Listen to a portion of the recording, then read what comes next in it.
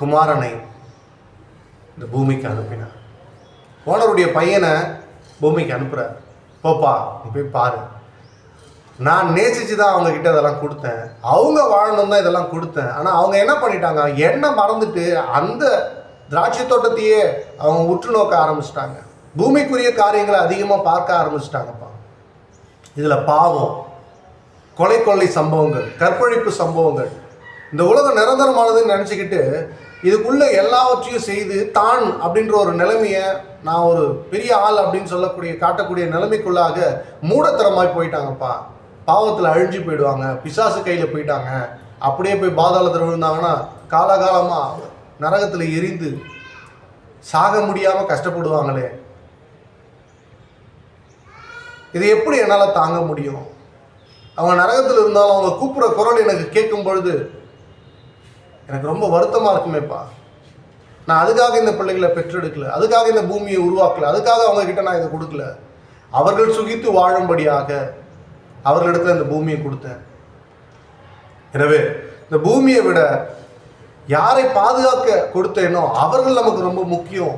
அவர்கள் திருந்தி வாழ, அவர்கள் சமாதானமாய் வாழ, அவர்கள் நிறைவோடு வாழ, அவர்கள் நிரம்பி வழிதலில் வாழ, அவர்கள் பாவம் இல்லாமல் வாழ, அவர் நரகத்திற்கு எரிக்கட்டைகளாய் போகாதபடி வாழ, பரலோகத்திற்குரிய ராஜ்யத்தை பூமியில் நிறைவேற்ற மனுக்குமாரனை இயேசு கிறிஸ்துவை அனுப்பினார்.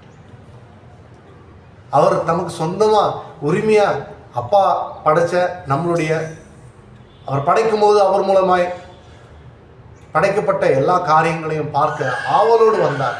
பூமியும் அதன் நிறைவும் கர்த்தருடையதாக இருந்தது. ஆனால் வந்த அவர்கிட்ட அவரை எல்லாரும் ஏற்றுக்கவே இல்லை.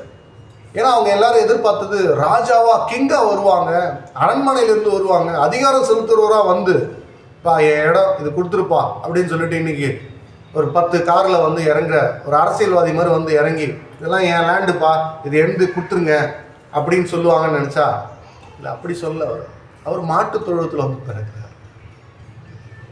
மனுக்குலத்தை மீட்க வந்த தேவன் மாட்டு தொழுவத்தில் வந்து பிறந்தார்.